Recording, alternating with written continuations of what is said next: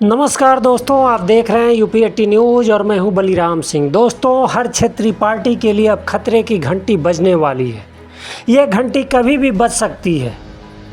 यदि आप सावधान नहीं हुए, अपनी पार्टी में तानाशाही रवैया लागू किए तो आने वाले समय में आपकी पार्टी का भी वही हश्र होगा जो महाराष्ट्र में शिवसेना और एनसीपी का हुआ।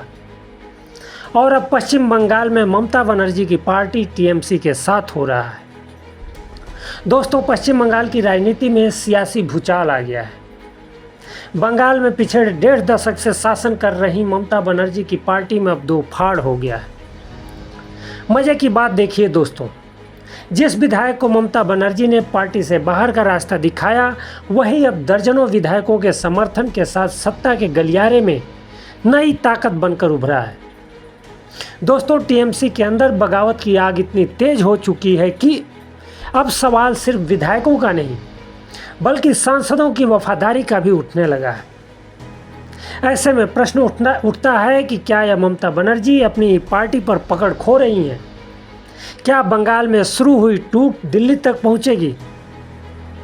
क्या टीएमसी अब अपने सभी सबसे बड़े अस्तित्व संकट का सामना कर रही है? क्या ममता बनर्जी के भतीजे अभिषेक बनर्जी का पार्टी में बढ़ता कद है, या फिर क्या ये केंद्र की ईडी का डर है? दोस्तों, करीब 15 वर्षों तक पश्चिम बंगाल की सत्ता पर काबिज रहने वाली ममता बनर्जी हालिया विधानसभा चुनाव में सत्ता से बाहर हो गई। चुनाव में टीएमसी के 80 विधायक जीतकर विधानसभा पहुंचे थे, लेकिन सत्ता हाथ से जाते ही पार्टी के भीतर असंतोष खुलकर सामने आ गया। 1 महीने के भीतर ही पार्टी को ऐसी बगावत का सामना करना पड़ा है जिसने उसके संगठनात्मक ढांचे और नेतृत्व की पकड़ पर गंभीर सवाल खड़े कर दिए हैं। बागी नेताओं की नाराजगी का एक बड़ा कारण अभिषेक बनर्जी का बढ़ता प्रभाव माना जा रहा है।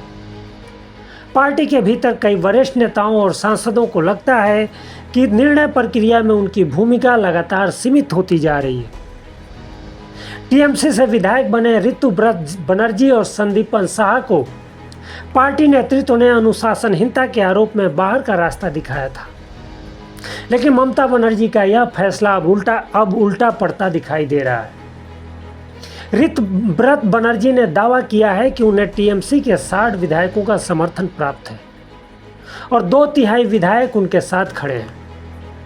आपको बता दें कि विधानसभा अध्यक्ष रतीन्द्र बसु ने बागी खेमे की ओर से सौंपे गए समर्थन पत्र को स्वीकार कर लिया है।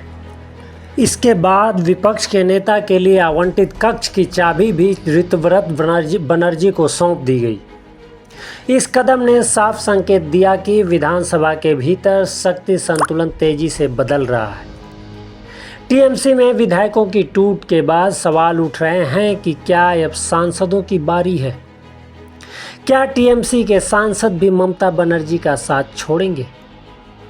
राजनीतिक पंडितों का मानना है कि यदि विधानसभा में शुरू हुई टूट संसद तक पहुंचती है तो इसका असर केवल पश्चिम बंगाल तक सीमित नहीं रहेगा, बल्कि राष्ट्रीय राजनीति में भी महसूस किया जाएगा। आपको बता दें कि लोकसभा और राज्यसभा में टीएमसी का प्रतिनिधित्व बेहतर रहा है। राजनीतिक जानकारों का मानना है कि महाराष्ट्र की तर्ज पर बागी गुट का अगला लक्ष्य पार्टी के नाम और चुनाव चिन्ह पर दावा पेश करना हो सकता है। इसके लिए उन्हें विधायकों और सांसदों दोनों का पर्याप्त समर्थन जुटाने की ज़रूरत होगी। फिलहाल इतना ही। आप मुझे दीजिए इजाज़त। बहुत बहुत धन्यवाद।